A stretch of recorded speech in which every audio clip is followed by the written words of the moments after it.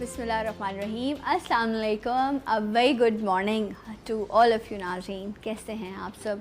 उम्मीद यही, दुआ यही, मेरे दिल की ख्वाहिश यही कि मेरे तमाम देखने वाले जो हैं वो खैरियत से हों और अब आपको परेशानियों से, बीमारियों से, मुसीबतों से और हमेशा यही कहती हूँ ख़ास तौर पर हासदों से जो है वो जो है महफूज रखे। और जनाब दुआ करते हैं कि रब ने एक और नया दिन हमें ज़िंदगी में नसीब किया। और आज का तो ख़ास दिन है क्योंकि आज की रात बहुत ख़ास है, शबे मेराज की रात है आज, और आज का दिन बहुत ख़ास है इबादतों के हवाले से, दुआओं के हवाले से। तो आज हम भी अपने इस प्लेटफॉर्म से इंशाल्लाह कोशिश करेंगे कि एक अच्छी और बेहतर बात जो है इस ख़ास रात के हवाले से जो है वो आप तक पहुंचाई जा सके। और इंशाल्लाह इस हवाले से आप हमारा दूसरा सेगमेंट जो है वो आज प्रोग्राम में देख सकेंगे, जो स्पेशली शबे मेराज के हवाले से जो है वो प्रोग्राम पूरा डिज़ाइन किया गया है। और जैसा कि मेरे तमाम देखने वाले बेहतर तरीके से जानते हैं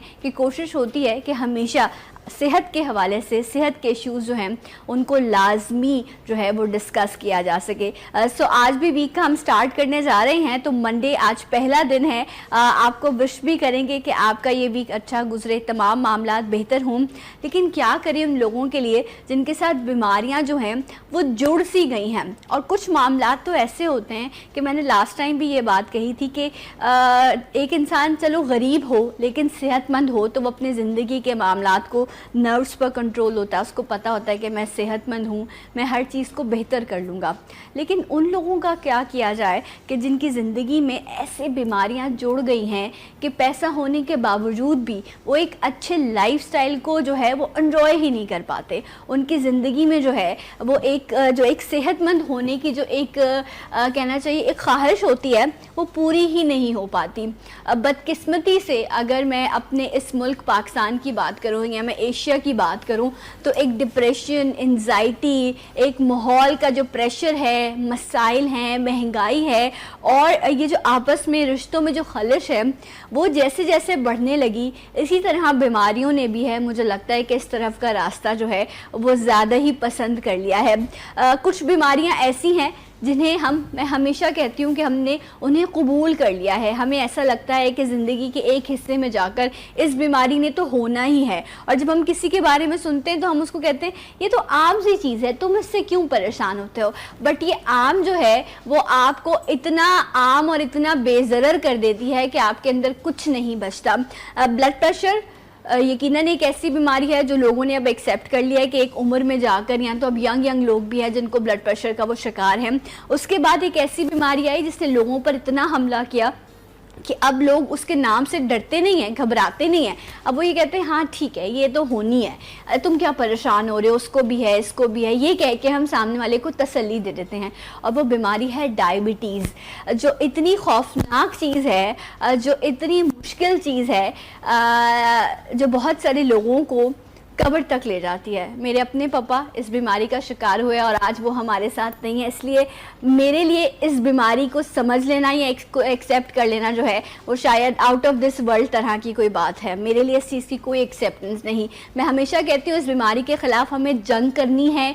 कैसे करनी है, हमें इससे लड़ना है, इससे बचना है, वो कैसे हो सकेगा, इसको आज हम अपने प्रोग्राम में डिस्कस करेंगे। और स्पेशली वो तमाम लोग जो चाहे दवा इस्तेमाल कर रहे हैं या इंसुलिन इस्तेमाल कर रहे हैं, लेकिन उनकी शिकायत ये है कि दवाएं भी ले रहे हैं, इंसुलिन भी ले रहे हैं, परहेज़ भी करते हैं, बट उसके बावजूद जो है वो शुगर कंट्रोल नहीं हो पाती, जिस्म में कमज़ोरी आती जा रही है, या अल्लाह ना करे गैंग्रीन का वो लोग शिकार हैं। तो स्पेशली आज का प्रोग्राम जो है वो उन तमाम लोगों के लिए है। ज़रूर देखिएगा, सुनिएगा, समझिएगा। अगर आप इसमें मुब्तला हैं तो ये आपके लिए बेहतर होगा, वरना आप किसी और को मशवरा देख सकेंगे।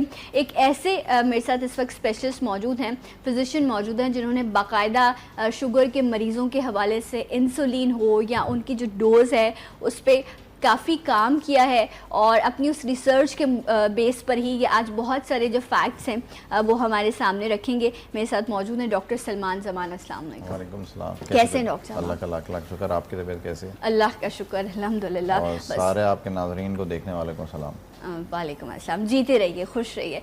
डॉक्टर साहब ये बताइए कि मैं तो जंग लड़ना चाहती हूँ इस बीमारी के ख़िलाफ़, और literally I feel so sad जब मैं लोगों से सुनती हूँ कि अच्छा ठीक है ना, इसने तो होना है। जो एक्सेप्टेंस है ना, ये बात एक्सेप्टेंस नहीं होती, ये सरेंडर वाली सिचुएशन लगती है मुझे कि आप सरेंडर कर चुके हैं। आपने एक चीज़ को, वो कहते हैं ना, कोई गैर आ जाता है तो आप सास पहले कबूल नहीं करी होती बहू, फिर एक टाइम आता है वो कहती है अब तो है ही है तो कबूल कर लो।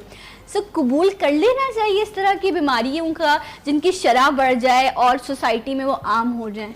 देखें, ये डायबिटीज़ और जितनी बीमारियां जिनको आप पॉइंट आउट कर रही हैं, दीज आर क्रॉनिक बीमारियां, मतलब ये पुरानी हैं। और मसला ये है पाकिस्तान में अवेयरनेस का बहुत बड़ा मसला है कि सही चीज़ को कैसे बताया जाए। अब वो ये भी वक्त चैनल का भी एक सदका जारी है कि लोगों को अवेयर करना। तो अवेयरनेस जो है ना बहुत इंपॉर्टेंट चीज़ है जिसके लैक करते हैं पाकिस्तान, खासतौर पे डायबिटीज़ हो गया, ब्लड प्रेशर। जैसा आपने कहा जी, लोगों ने एक्सेप्टेंस आ गई है कि हाँ जी होना तो है एक दफ़ा, मगर उसकी अगर ब्लड प्रेशर हो रहा है तो उसके क्यों हो रहा है ये देख ना, शरियानें तंग हो रही हैं और बड़ी ख़तरनाक हो सकती हैं आपके लिए, आगे जाके आपको लीड कर सकती है हार्ट अटैक की तरफ, दिमाग में रग फटना और ये सारी चीज़ें। तो ये बड़ा ख़तरनाक चीज़ है, तो लोगों को सोचना चाहिए। और बल्कि मैं एक जगह पे शो कर रहा था आज से कुछ अर्से पहले, तो टॉपिक हमारा था हाइपरटेंशन का।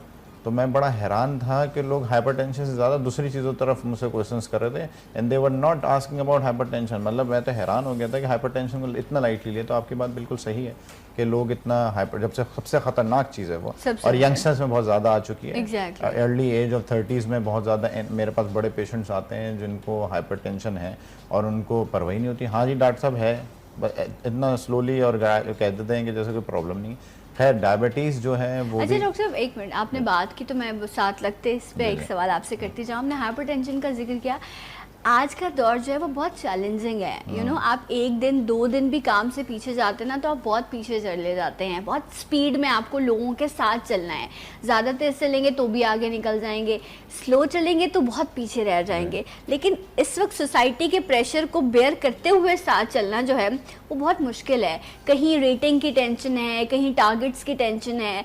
सो ये एक प्रेशर, तो आप जो अंडर 30 की बात कर रहे थे वहीं पर करियर की बात आ जाती है। तो ये सारे मामला तो फिर सोशल प्रेशर्स है ना जो इंसान बेयर कर रहा होता है। देखें बिल्कुल है, और सिर्फ ये पाकिस्तान में नहीं है। ठीक है, ये ज़्यादातर अब जो ब्लड प्रेशर पाकिस्तान में बहुत ज़्यादा इसके मरीज़ सामने आ रहे हैं, अक्सर सामने आ रहे हैं। तो ये सिर्फ पाकिस्तान में नहीं और भी ममालिक में है, और ये ही एक बड़ा फिनोमेना है। लोगों को जॉब्स हैं, ये सारी चीज़ें पर वर्क प्रेशर है, सारी चीज़ें लोड। मगर बात ये है कि जहाँ बाहर ममालिक हैं, जैसे जो नंबर 1 है अमेरिका है, फिर बरतानिया है, ये सारे जो ममालिक हैं इनमें भी तो हैं, तो लोग टेंशन्स लेते नहीं हैं और उनको अवेयरनेस बहुत है। ठीक है, उनका तो वो उन चीज़ों से परहेज़ करते हैं, या उनको अगर शक व शुबहात भी होते हैं, they go to doctor and they ask. तो वहाँ पे बहुत सारी मतलब पाकिस्तान में ज़्यादातर आगाही का मसला है और कौन सी चीज़ को क्या इंपॉर्टेंस देनी है, दैट इज़ इंपॉर्टेंट। तो बात ये ब्लड प्रेशर को इंपॉर्टेंस ही नहीं देती लोग, तो इसको बहुत लेकिन डॉक्टर साहब वहाँ पर स्टेट भी तो बहुत सारी लेवल्स पर वहाँ के लोगों के जो सिटीजन्स हैं उनको ओन कर रही होती है ना, तो वो एक सपोर्ट सिस्टम कहीं ना कहीं। आप डिसएग्री करें, इट्स योर स्टेटमेंट। मैं डिसएग्री नहीं करता इस बात से, आप बिल्कुल सही कह रहे हैं, गवर्नमेंट का भी रोल है। मगर अब अगर हमारे यहाँ पाकिस्तान में बहुत सारी चीज़ें मसले मसाइल यही हैं, अल्लाह करे हमारा पाकिस्तान बेहतर हो, हम उम्मीद करते हैं। ठीक है, मगर ये कि ज़ाहिर बात है यंगस्टर्स को भी सोचना चाहिए, एक्सरसाइज वगैरह रखें। ठीक। अच्छा डॉक्टर साहब, अगर इसको हम स्टार्ट करें इस मामले से कि शुगर आखिर हो ही क्यों जाती है। ठीक है, ये जो हमने इस वक्त तमाम चीज़ें डिस्कस की, ये एक रीज़न तो हो सकता है ना। हम मीठे मीठे को बदनाम करते रहते हैं, शुगर, वो वाइट शुगर की मैं बात करूँ, वो डॉक्टर साहब भी आपको बताएंगे। लेकिन ये जो तमाम सिचुएशंस, जो डिप्रेशन, एंजाइटी, प्रेशर का हमने जिक्र किया, क्या ये भी लीड करता है डायबिटीज़ की तरफ? बिल्कुल, ये भी लीड करता है, क्योंकि ऐसे हार्मोन्स फिर हमारे सिक्रीट होना। अक्सर हमारे पास पेशेंट आते हैं जो बोलते हैं कि डॉक्टर साहब मैं तो कुछ भी नहीं खाता, मगर हाँ मैं टेंशन बहुत लेता हूँ या लेती हूँ। तो टेंशन, बिल्कुल सही वर्ड वो यूज़ करते हैं, टेंशन भी लीड करती है हमें डायबिटीज़ की तरफ, या डायबिटीज़ को एग्जैजरेट करने की तरफ, क्योंकि कुछ हार्मोन्स ऐसे बॉडी में सिक्रीट होते हैं जो इसको एग्जैजरेट करते हैं, बढ़ाते हैं। तो बिल्कुल tension is one of the cause factor, और सबसे ख़तरनाक है। सिर्फ डायबिटीज़ को नहीं लीड करेगा, फिर उसका पूरा लाइफ स्टाइल, हर चीज़ को।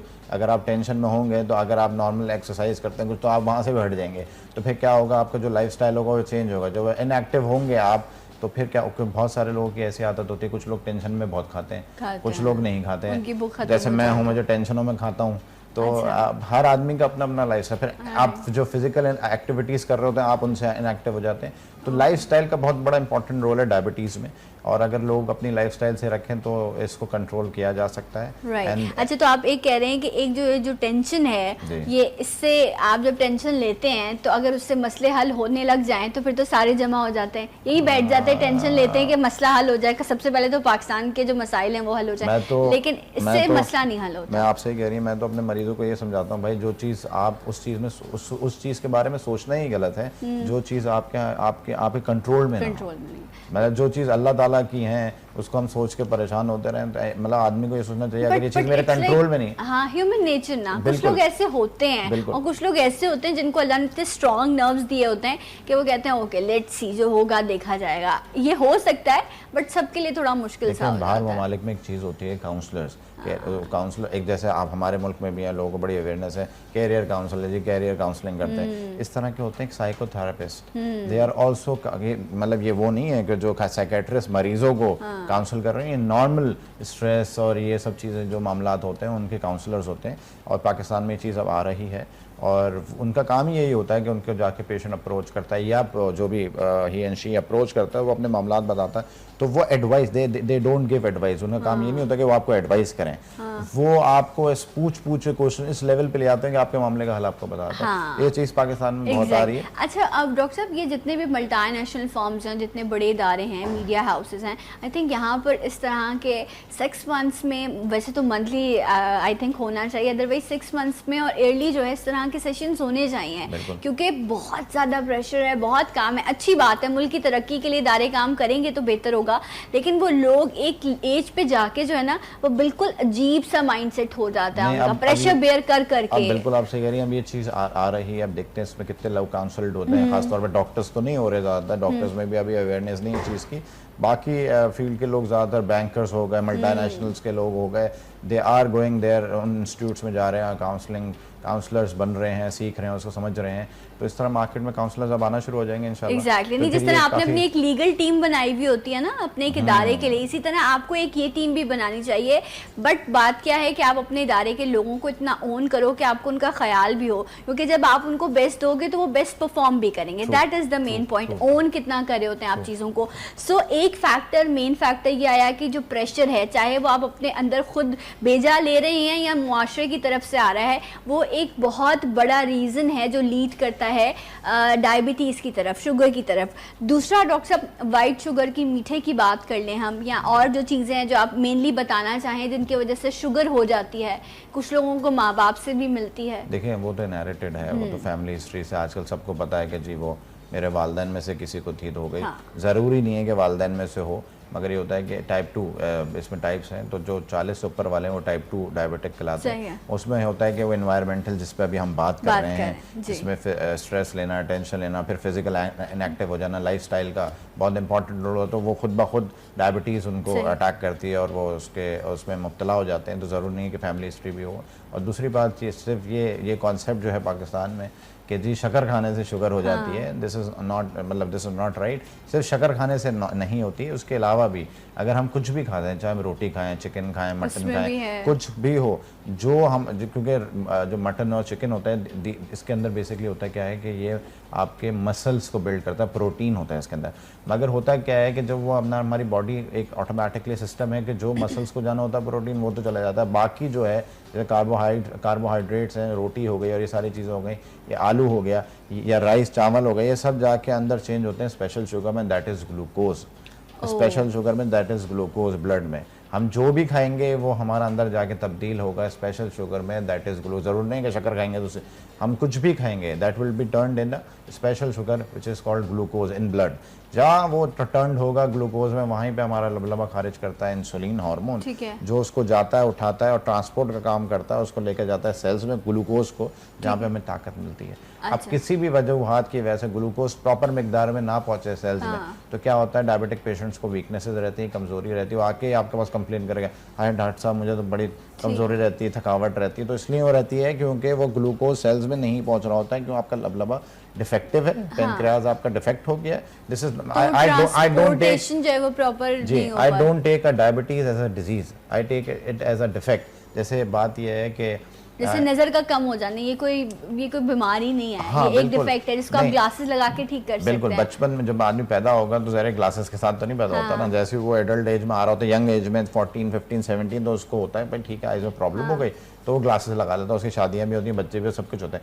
इसी तरह ये वो डिफेक्ट है, वो डिजीज़ नहीं है। तो इसी तरह I take diabetes as a defect कि ये डिफेक्ट है, तो उसमें कोई डिफेक्ट आ गया, उतना इंसुलिन हार्मोन नहीं बना रहा, तो वो ग्लूकोज को उठा के प्रॉपर मिकदार में सेल्स में पहुंचा नहीं रहा, तो कोई बात नहीं, हम बाहर से इंसुलिन देते हैं उसको आर्टिफिशियल और उसका डोज। अच्छा डॉक्टर साहब, ये जो ग्लूकोज है ये तो आपके ब्रेन के लिए भी बहुत इंपॉर्टेंट होता है ना। ये आप देखें, ये जो हम बचपन में बच्चों को जो ज़्यादा बात करते हैं कि वो बहुत ज़्यादा एक्टिव हों, तो कहते हैं ग्लूकोज की बहुत ज़रूरत होती है, और आई थिंक हर एज में इंसान को ग्लूकोज की ज़रूरत होती है, अदरवाइज आपका ब्रेन फंक्शन जो है वो डिस्टर्ब हो सकता है। देखिए अगर हम इसमें एक चीज़ होती है कि हाइपोग्लाइसीमिया, तो कहते हैं निहायती कम लेवल शुगर का, तो अगर किसी भी पेशेंट को हो रहा है और अगर उसके पेशेंट जो डायबिटिक होते हैं उनको अलामतें पता होती हैं, उनको इस तरह हो के उनको आदत हो चुकी होती है, तो होता क्या है कि अगर पेशेंट हाइपो में जा रहा है, हाइपोग्लाइसीमिया में जा रहा है, तो वो खा लेता है, शुगर खा लेगा, कोई मीठा खा लेगा ताकि उसकी शुगर नॉर्मल हो जाए, या ग्लूकोगॉन भी एक चीज़ होती है, खैर तो वो खाने के बाद नॉर्मल तो हो जाएगी, मगर ये बस ख्याल रखना चाहिए कि 6-7 घंटे का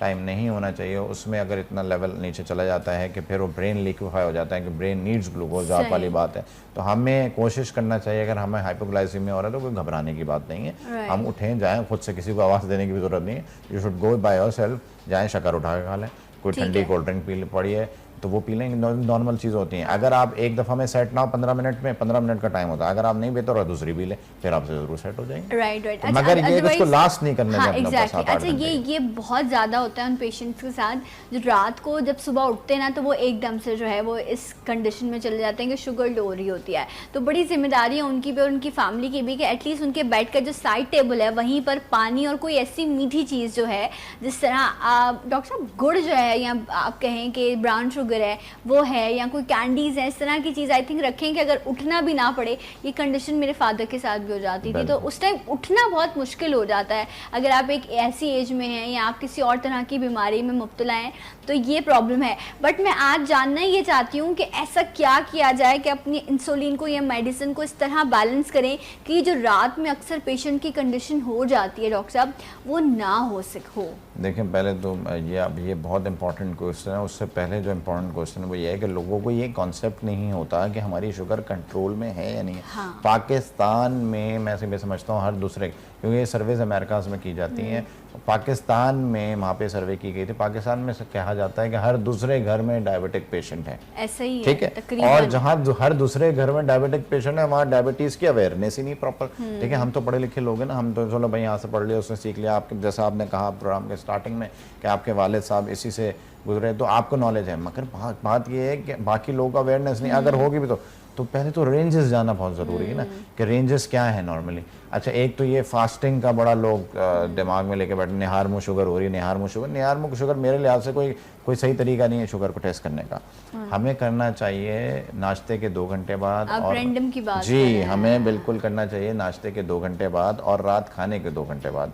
ये इसको रैंडम ब्लड शुगर कहते हैं। उसका रीज़न है क्यों करना चाहिए, इसलिए करना चाहिए कि हम यही चेक कर रहे होते हैं कि हमारा जो जिगर है वो उसको कितना जो भी हम खा रहे हैं उसको कितना तब्दील कर रहा है ग्लूकोज में, और जैसे ही वो ग्लूकोज में तब्दील कर रहा है तो अल्लाह ताला ने नेचुरली लबलबे को बनाया है कि वो इंसुलिन हार्मोन खारिज कर रहा है, तो कितना खारिज हो रहा है, कितना हारे तो सही लेवल पे आ रहा है, मैच हो रहा है। फास्टिंग जो है वो इतनी इम्पोर्टेंट नहीं है, बिल्कुल इम्पोर्टेंट नहीं है। We should do random blood sugars, और हमें जब भी चेक करना हो हमें 4-6 रीडिंग्स रैंडम, नाश्ते के 2 घंटे बाद और रात खाने के 2 घंटे बाद। ठीक है, तो जितने लोग इस वक्त देख रहे हैं, सुन रहे हैं, वो ये ज़रूर जान लें कि शुगर, बहुत सारे लोग होंगे जिनकी रूटीन होगी कि वो सुबह उठते ही शुगर चेक करते हैं। डॉक्टर साहब का कहना ये है कि उससे ज़्यादा ज़रूरी ये है कि जब आप नाश्ता कर लें, आप पेट भर के खाना खाएं, उसके 1.5 से 2 घंटे बाद आपने अपनी शुगर चेक करनी है, और उसको एक कागज़ पर आप लिख लें कि आज की तारीख लिखें, और लिखें कि सुबह मैंने जब नाश्ता किया था उसके बाद जब मैंने शुगर चेक की थी तो वो इतनी थी। इसी तरह उसी तारीख में रात को जब आपने खाना खाया और उसके बाद आपकी 1.5-2 घंटे बाद आपने शुगर चेक की, जितनी शुगर थी वो भी आप लिख लें, तो एक दिन की 2 रीडिंग्स जो हैं वो आपके पास आ गई। तो इस तरह ये टाइम टेबल जो है वो डेली करना है, कितने दिन तक? बिल्कुल डेली नहीं करना। अगर आपकी शुगर कंट्रोल में है और आप किसी डॉक्टर के अंडर इलाज है, ऑब्जर्वेशन में है, तो ज़रूरी नहीं है कि आप डेली करें। हफ्ते मेरे लिहाज से तो हफ्ते में एक दफ़ा सुबह शाम के ले लें। अच्छा डॉक्टर साहब, मुझे ये बताइए, इस वक्त बहुत सारे लोग इस वक्त ऐसे भी देखने वाले होंगे, क्योंकि हमें गांव देहातों में, शहरों में, हर जगह इस वक्त देखा जा रहा होगा कि जो लोग शायद इस बीमारी से गुजर रहे होंगे लेकिन अब तक वो डॉक्टर तक नहीं पहुंचे होंगे या डायग्नोसिस ही नहीं हुआ होगा उनको कि वो डायबिटीज़ के पेशेंट हो चुके हैं।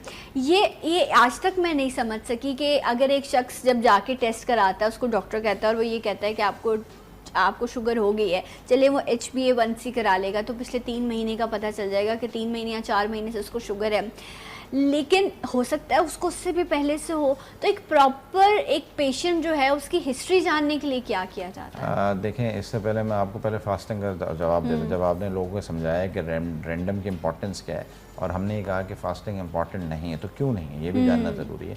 वो इसलिए ज़रूरी है ताकि लोगों को कॉन्सेप्ट क्लियर हो। वो इसलिए ज़रूरी, जब हम रात में जो भी मेडिकेशन या इंसुलिन लेते हैं तो उसका एक इफेक्ट होता है 7-8 घंटे का, ठीक है, 10 घंटे का, 8-9 घंटे का। तो हम सुबह जब उठ रहे होते हैं तो होता क्या है, अमूमन लोग शिकायत करते हैं पेशेंट, डॉक्टर साहब मेरी रैंडम तो नॉर्मल आती है मगर मेरी निहार मुंह की जो है ना अक्सर बड़ी हुई आती है। हाँ। तो वो इसलिए बड़ी हुई आती है क्योंकि जहाँ वो इंसुलिन या दवाइयाँ अपना इफेक्ट ख़त्म कर रही होती है, जो ग्लूकोज आपकी बॉडी में एक्स्ट्रा बड़ी होती है वो बढ़ना शुरू हो जाती है। जैसे आप सुबह उठते हैं तो आप चेक करते हैं तो आपकी बड़ी भी आती है। तो भाई उसी वक्त तो आपके इंसुलिन या दवाइयों का टाइम हो रहा होता है, अपनी इंसुलिन दवाइयाँ जो इतनी देर जो इंसुलिन दवाइयों का टाइम हो रहा हो तो वो आप लें और अपना नाश्ता कर लें, फिर वो नॉर्मल हो जाएगी। तो इतनी देर डीरेंज हो रही है, इससे कोई इतनी बॉडी को कोई फ़र्क नहीं पड़ता। मगर ये नहीं हो सकता कि पेशेंट की शुगर 12 घंटे या 24 घंटे डीरेंज रहे।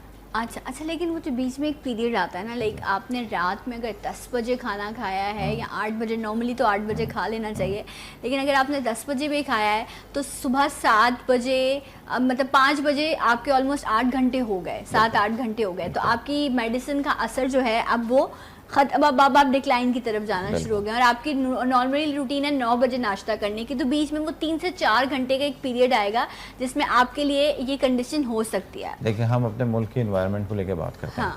पाकिस्तानी ज़्यादातर खाते हैं 10 से पहले खाना नहीं, 10 से 11 से पहले कोई खाना नहीं खाता है। They go back home by their work, majority की हम बात करते हैं। और हमारे पास इसी टाइप का पेशेंट आता है जो कहता है डॉक्टर साहब मैं 10-11 बजे खाना खाता हूँ, जो उसकी सुबह होती ही 9-10 बजे है, उसकी सुबह होती नहीं है।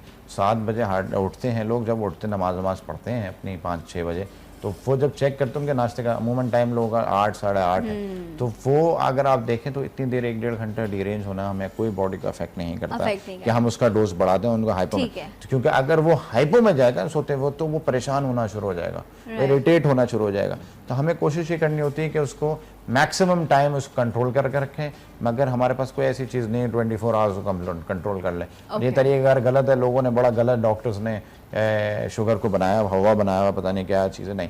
जो तरीक़ेकार है वो ये है कि 1-2 घंटे डीरेंज हो रही है, देयर इज़ नो कुछ कोई प्रॉब्लम नहीं है, मगर it should not derange for 12 hours और 24 आवर्स, या अनकंट्रोल नहीं रहना चाहिए 12 से 24 घंटे। अच्छा, हाँ, वो हवा या वो एक मॉन्स्टर तो लगेगी ना, एक चीज़ ऐसी है जो आपके अंदर जब दाखिल हो जाती है उसके बाद आपके जिस्म में कमज़ोरी आ जाती है। सोचें जिनको गैंग्रीन हो जाता है उनके बॉडी पार्ट्स को कट तक करना पड़ जाता है, देन आई साइट का वीक हो जाना, किडनी फेलियर और इस तरह की बहुत सारी चीज़ें हैं जो लीड करती हैं अगर आपकी डायबिटीज़ कंट्रोल ना हो। तब जब आप मरीज़ बन जाते हैं अलामतें ज़ाहिर होती हैं। डॉक्टर साहब, अलामतें क्या होती हैं? एक शख्स है वो क्या महसूस कर रहा होगा कि आप जब डॉक्टर को बताएगा तो डॉक्टर कहेगा कि आप जाइए और जाकर अपना ब्लड शुगर चेक कराइए? देखिए, अब ये एज पर एज है। अगर वो यंगस्टर है, पैदा होने के साथ है, तो ऑब्वियस है बात है, उसको पता होगा टाइप 1 कहलाती है, तो उनका तो सिर्फ ट्रीटमेंट जो हाल है वो इंसुलिन है, ठीक है। मगर 30 एंड अबव वाले जो they are type 2,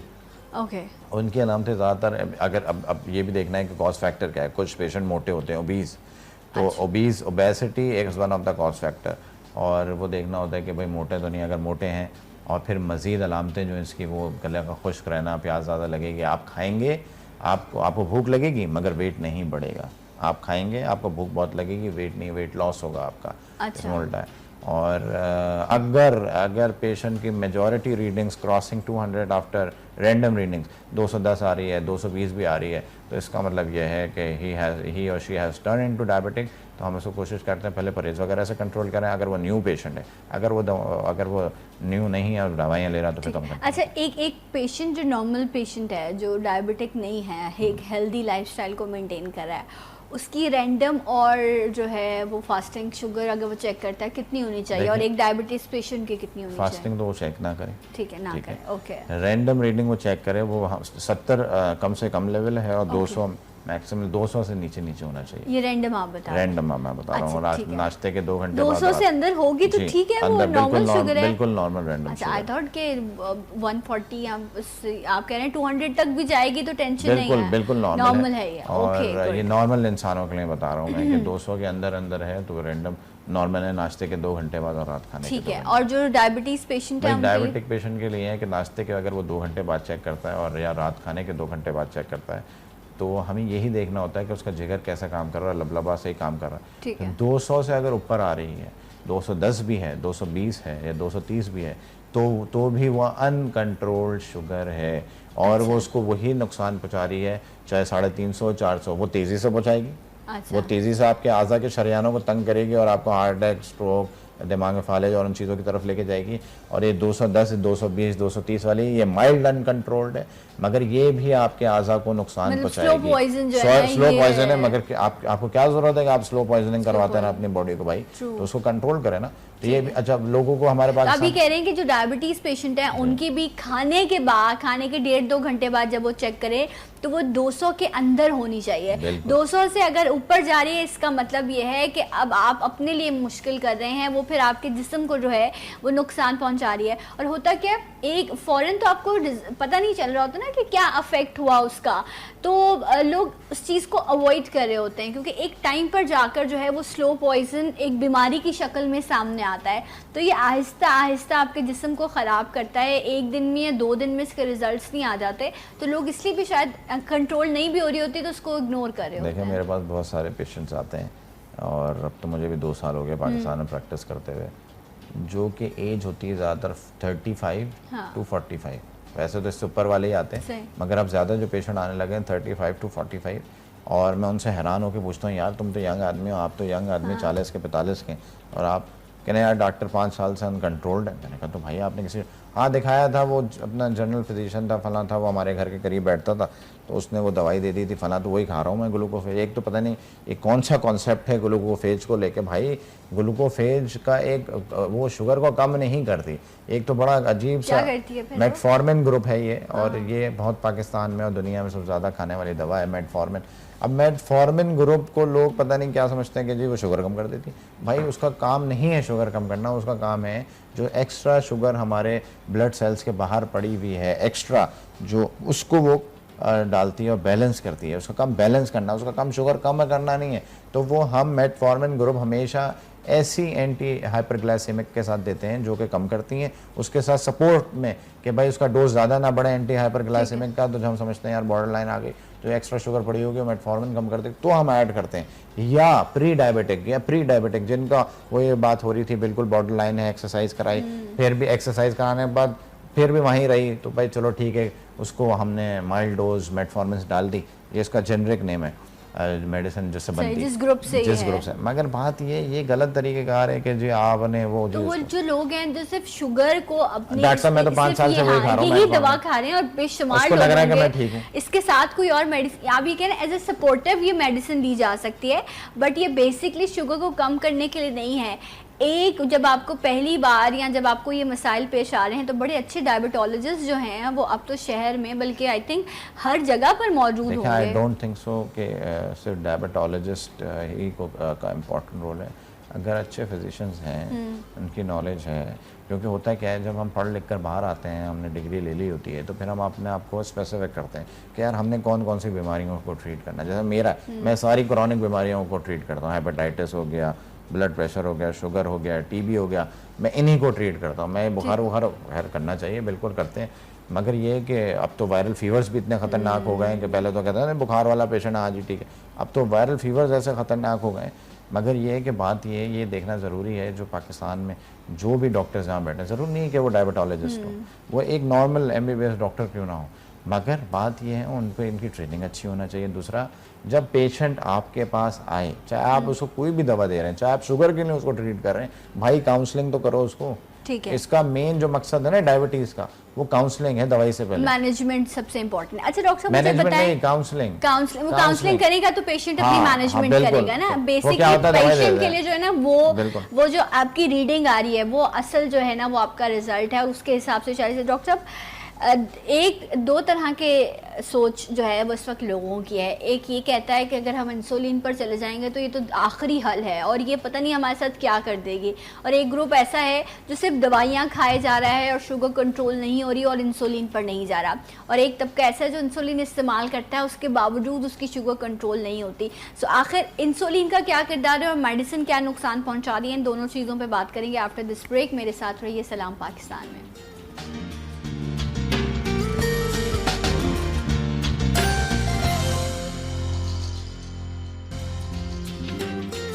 once again welcome back, सलाम पाकिस्तान नाज़रीन, आप सबको एक बार फिर से प्रोग्राम में खुशामदीद कहते हैं। डॉक्टर सलमान ज़मान जो हैं वो हमारे साथ मौजूद हैं और बहुत इम्पॉर्टेंट प्रोग्राम है। मैं इसलिए नहीं कह रही कि आप मेरा प्रोग्राम देखें, मैं इसलिए कह रही हूँ क्योंकि अवेयरनेस मिल रही है आपको यहाँ से, और वो तमाम चीज़ें जो शुगर के हवाले से इम्पॉर्टेंट हैं, चाहे एहतियात है, चाहे दवा है या लाइफस्टाइल है, ये तमाम चीज़ों को इम्पॉर्टेंट रखना और इसको समझना इम्पॉर्टेंट है। अभी हम बात कर रहे थे कि मरीज़ इस तरफ पहुंचता क्यों है, किस वजह से जो है डायबिटीज़ की तरफ जो है वो आपका लाइफ आपको लीड करता है।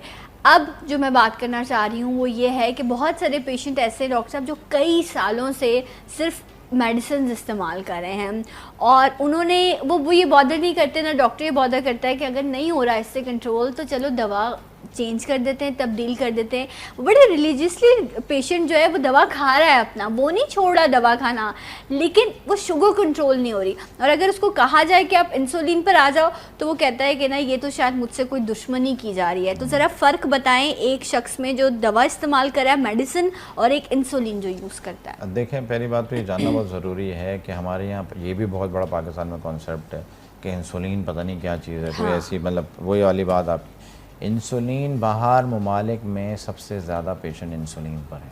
सही, ठीक है।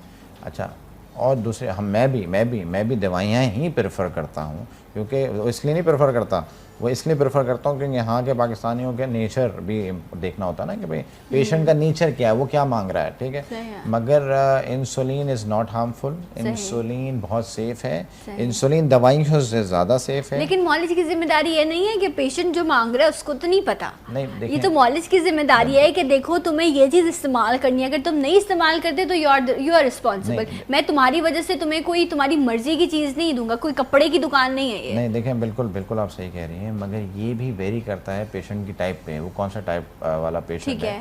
और मेरी कोशिश ये होती है कि ये सारी नहीं, देखें, we have to go to, बिल्कुल आप सही कह रही हैं, मगर हमें पता है दवाइयों से भी हम उसको कंट्रोल कर लेंगे। मैं इंसुलिन को बेहतर क्यों कह रहा हूँ ये भी मैं आपको बताता हूँ। हाँ, दवाइयाँ भी उतनी सेफ़ हैं, मगर दवाइयों और इंसुलिन ज़्यादा बेहतर इसलिए है क्योंकि उसका डोज हमारे हाथ में होता है। हम आप जैसे मैंने अगर if somebody is a patient, वो मेरे पास आ रहा है जी, मैंने कंट्रोल कर लिया, तो वो मुझसे सीख जाएगा बहुत सारी चीज़ें। फिर क्या होगा, कुछ मैं उसको वैसे सिखा दूंगा कि भाई अगर तुमने फॉर एग्जांपल कभी बदपरहेज़ी कर भी ली, तो अगर तुम्हारी शुगर थोड़ी सी बड़ी हुई आ गई है तो 10 यूनिट बढ़ा के लगा लो, मगर दवाइयों में वो खुद से नहीं कर सकता। उसका ये एक फ़र्क है, मगर दवाइयाँ भी उतनी बेहतर हैं जितनी इंसुलिन है। तो इसलिए बाहर ममालिक में ज़्यादातर प्रेफर किया जाता है इंसुलिन पर, और हमारे ममालिक में दवाइयाँ हैं। वो कहते हैं नहीं डॉक्टर साहब हम दवाइयों पर रहेंगे, तो हम दवाइयों पर डालते हैं उनको, मगर दोनों अपनी जगह काम करती हैं। मगर हाँ, टाइप 1 पेशेंट जो होते हैं जिनको बचपन से ही मुब्तला हो जाते हैं डायबिटीज़ में, चाहे वो माँ बाप से इनहेरिटेड हो या कहीं से भी हो, तो उनको इंसुलिन पर रखना पड़ता है। और वो पेशेंट ज़िंदगी भर, टाइप 1 वाले पेशेंट जो जिसको बचपन से होती हूँ, वो ज़िंदगी भर इंसुलिन पर रहते हैं। अच्छा। हद तक जो टाइप 2 पेशेंट हैं, टाइप 2 डायबिटिक हैं, जो कि 40 से या 30 से ऊपर वाले हैं, उनको हम दवाइयों पे डालते हैं। हमारी कोशिश ये होती है कि वो दवाइयों पे कई साल दवा इस्तेमाल करते हैं जी, वो और फिर कंट्रोल नहीं होती। हो सकता है कि अगर for example if 100 type 2 diabetic patients are coming to me for a treatment, अगर 100 पेशेंट आ रहे हैं टाइप 2 वाले मेरे पास ट्रीटमेंट, तो हो सकता है 98 जो है वो दवाइयों पे ठीक हो जाए। 2 ऐसा हो सकता है जो कि कुछ अरसे के लिए, मैं टाइप 2 के लिए अल्फाज रिपीट करता हूँ कि कुछ अरसे के लिए वो इंसुलिन पे जाएँ, 3 महीने 4 महीने, उसके बाद हम उनको दवाइयों पे ला सकते हैं।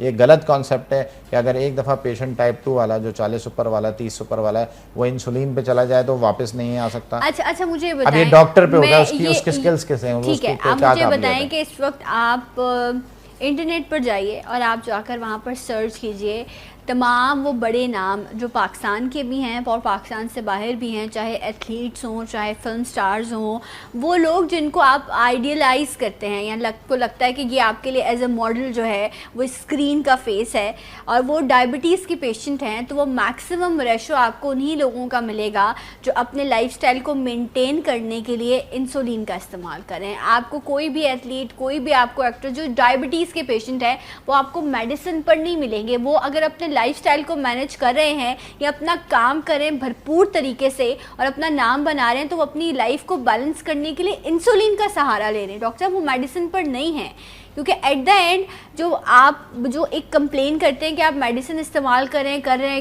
हैं, आपकी बॉडी इफेक्ट हो रही है और आप उसके बाद कहते हैं कि दवा ने जो है अब वो हमारे जिस्म को ख़राब कर दिया। अब वो दवा कसूरवार होती है या वो जो बैलेंस नहीं हो पा रही होती शुगर वो कसूरवार होती है? यही सारी चीज़ें बड़ी कंफ्यूजिंग टॉपिक जी है और तो मैं इसीलिए चाह रही हूँ कि क्लियर हो जाए कि क्या करना है। हमारे पास सुबह शाम पेशेंट जो आते हैं उनको यही प्रॉब्लम्स होती हैं।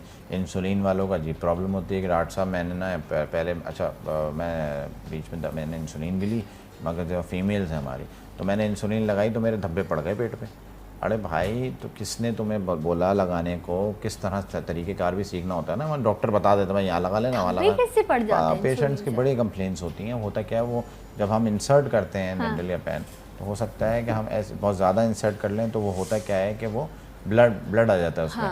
तो फिर हमें चेक करना होता है उसके पेन को पीछे एक्सर्ट डाउन करके कि भाई वो उसमें ब्लड तो नहीं आ रहा निडल में। तो क्या होता है, लोग वो देखते हैं टक्कर दबा देते हैं, अंदर चले जाते हो क्या, वहाँ दब्बे पड़ जाते हैं। भाई तरीक़ेकार ये होता है कि आपने जब इंसर्ट किया, एक तो पूरी निडल अंदर नहीं जाना चाहिए, थोड़ी सी जाना चाहिए, आधी जाना चाहिए। उसके बाद जब आप उसका जो पंक्चर होता है पीछे से उसको थोड़ा सा पुल करके देखते हैं एक थंब से, उसमें ब्लड हल्का सा देखते हैं ब्लड तो नहीं आ रहा तो फिर आप इंजेक्ट करते हैं। ये तरीका है, तो वो करेंगे तो अगर ब्लड आ रहा है कोई मसला नहीं, वहाँ से निकाल दूसरी जगह पकड़ के इंजेक्ट करते हैं। चाहे और आई थिंक स्ट्रेट भी नहीं करना चाहिए, थोड़ा सा आपको जो है ना वो 45 डिग्री पर सिरिंज रखनी चाहिए।